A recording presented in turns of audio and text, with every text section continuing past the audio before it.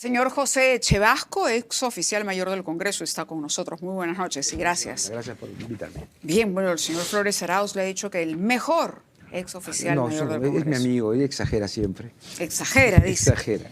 ¿Ha tenido la oportunidad de ver este nuevo reglamento y de analizar las funciones que cumplirán tanto el Senado como la Cámara de Diputados? Sí, he tenido la oportunidad de revisarlos esta tarde. He hecho una lectura relámpago de los 3 reglamentos y me he encontrado con algunas sorpresas. Por ejemplo, Que ya no va a existir la comisión de fiscalización en ninguna de las 2 cámaras. cámaras. ¿Y eso es positivo o negativo desde su Mira, se ha lectura? vuelto al modelo anterior. Lo que yo presumo es que se van a incrementar el número de comisiones investigadoras en la Cámara de Diputados. Porque la comisión de fiscalización, quieras o no, centralizaba todas las denuncias en cuanto al manejo de la ejecución presupuestal, Sí. etcétera, etcétera. Pero al no existir, las comisiones investigadoras se van a crear seguramente para Por casos específicos. casos particulares, como ocurría antes. Como ¿no? ocurría antes. Y justamente por el exceso de creación de comisiones investigadoras y lo que significaba en materia de gasto público, es que el Congreso Unicameral decide crear esta comisión fiscalizadora para reducir el número de comisiones investigadoras. Esa es una sorpresa, por ejemplo. Claro, pero ¿le parece que puede funcionar o no? Dependiendo de cómo estarían conformadas las cámaras también. Porque no olvidemos que el número de comisiones investigadoras se van creando Porque conforme... podríamos volver a lo otro. Exacto, podríamos volver a otro, es un riesgo, ¿no? Otra cosa que también he encontrado interesante es la reducción del número de comisiones ordinarias. En la Cámara de Diputados se han reducido a 16. ¿Y cuáles son las que han desaparecido? Se han fusionado, Ok. se han fusionado. O sea, las materias se mantienen, como en el caso de la mujer, pueblos indígenas se han juntado. Y en el Senado de la República hay ahora 7 comisiones ordinarias, sin perjuicio de que se puedan crear comisiones especiales tanto en la Cámara de Senadores como en la Cámara de Diputados. ¿Qué pasa con este Senado que el propio señor Flores Arauz decía va a ser muy poderoso? Hay quienes critican que el Senado elija, por ejemplo, a los magistrados del Tribunal Constitucional, al defensor del pueblo, a los directores del BCR, también que participe en la ratificación y remoción de los altos funcionarios según el reglamento. Por ejemplo, la remoción incluso de los directores del Banco Central de Reserva o del Contralor General de la República. Mira, el Senado de la República siempre ha tenido esa facultad en cuanto a la ratificación de los altos funcionarios públicos. Ratificación. Ratificación a propuesta o elección. Pero también vamos de a la algunos funcionarios. remoción, digamos. Claro. Estos también han formado parte de la tradición del comportamiento del Senado. No olvidemos, por ejemplo, que antiguamente el Senado designaba al fiscal de la Nación. Antiguamente el Senado nombraba a los altos miembros de las Fuerzas Armadas y Policiales. También designaba a los embajadores.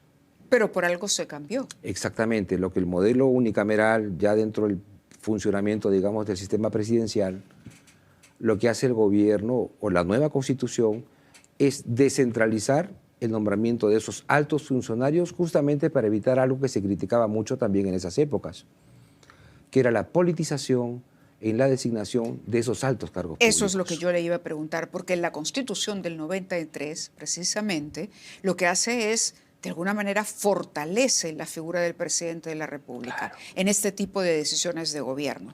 No es que anule las capacidades del Congreso, pero hoy estamos en un proceso al revés, digamos, retoma el poder el Parlamento, Es cierto. correcto, a través Sí. de la Cámara de Senadores, pero el riesgo está en la politización.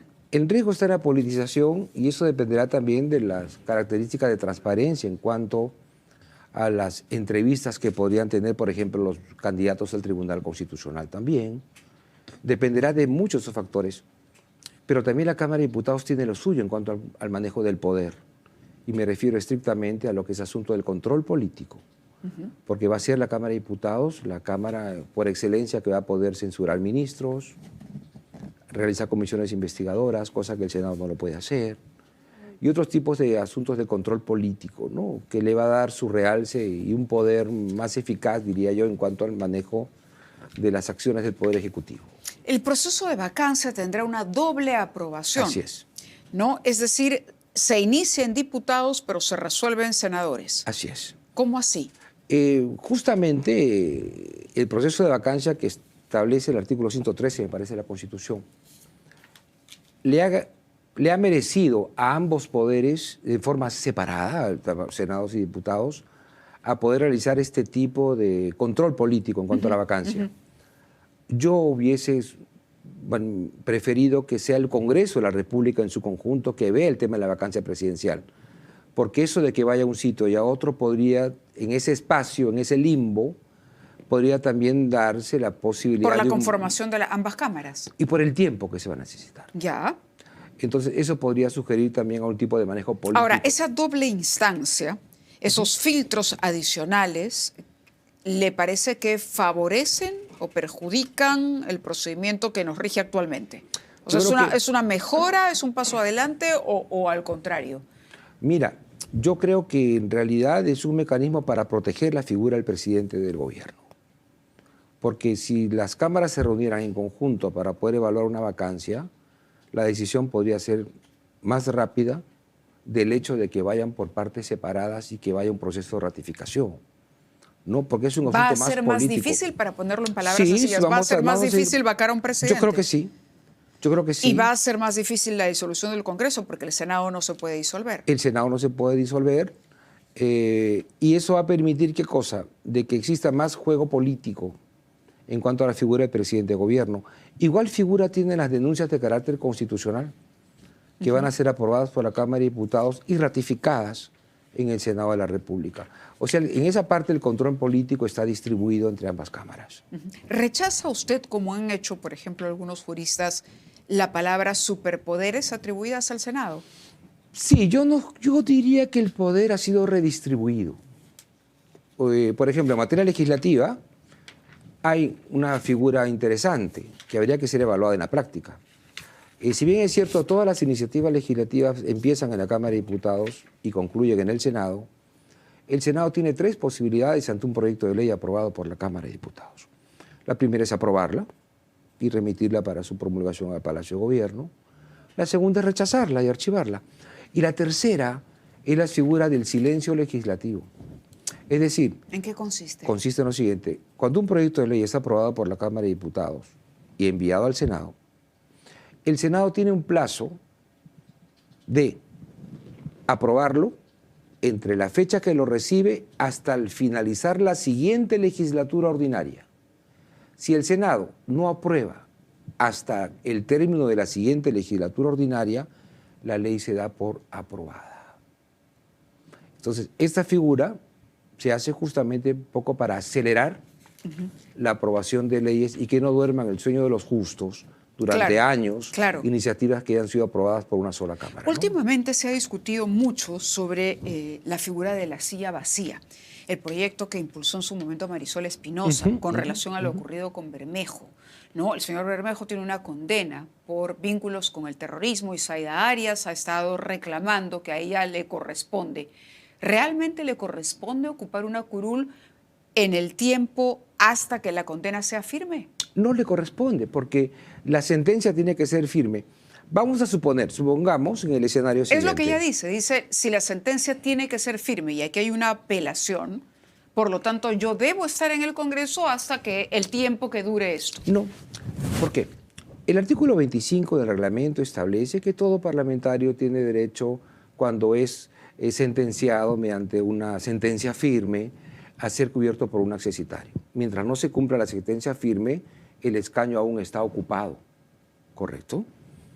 En el caso de la señora Zaida Arias, ella asume ella que debe ocupar el cargo accesitario, pero ¿qué resulta? Ella no lo puede ocupar porque justamente el procedimiento no ha culminado, o en aplicación del artículo 25 o en aplicación del artículo 15A, que establece que los sentenciados por terrorismo no pueden ser cubiertos. Entonces, ante esta situación donde el procedimiento no ha sido culminado, no procede la vacancia, no procede el accesitario. Ahora, supongamos que lo declaran inocente. Correcto, ya tiene su y supongamos que no estuviera preso. Él seguiría ocupando su curul porque aún el procedimiento no ha culminado. Entonces, en ninguno de los dos casos, ella puede asumir el cargo de accesitaria y se mantiene la silla vacía. artículos que han sido repetidos también en ambos reglamentos, tanto del Senado como de la Cámara de Diputados. ¿Qué piensas sobre los requisitos para llegar al Senado?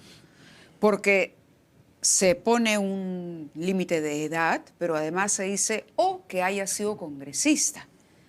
Pero pareciera que eso es básicamente para favorecer a quienes hoy están en el Congreso, personas que de pronto no llegan a esa edad y que, como no se pueden reelegir, tienen la opción de ir al Congreso de la República. Definitivamente ha sido un artículo aprobado para beneficiarse de eso. Claro, pero es evidente. Uno imagina una Cámara alta siempre con personas de mucha experiencia, no necesariamente con apenas un periodo en el Parlamento. Eso va a ayudar a tener ese Senado, digamos, esa imagen que se quiere vender de un Senado más reflexivo, que pueda revisar lo que venga de la Cámara de Diputados. Mira, ¿O es un poco en mi experiencia de la época bicameral, porque yo trabajé también, y trabajé justamente en el Senado, mi primera impresión era que el Senado estaba lleno de personas con pelo blanco, a diferencia de la Cámara de Diputados, donde había personas muy jóvenes. Y justamente es la experiencia, no tanto en el conocimiento, sino en el manejo quizás de la parte interna, la impulsividad, lo que conlleva que un senador sea el senador, para no tomar decisiones en base a los impulsos, no ser una persona reactiva, sino que en base a la experiencia transcurrida a lo largo de los años en la vida política, lo lleva a ser un poco reflexivo. El mejor ejemplo es lo que pasó con la estatización de la banca en el primer gobierno de Alan García, donde la Cámara de Diputados de una manera rápida aprueba la estatización de la banca, llega al Senado y ahí justamente se toma un buen tiempo de reflexión para ese tipo de decisiones. De acuerdo. Entonces, tener personas jóvenes con la experiencia de un periodo no te garantiza que sean buenos senadores. Justamente para eso está dividida en las cámaras.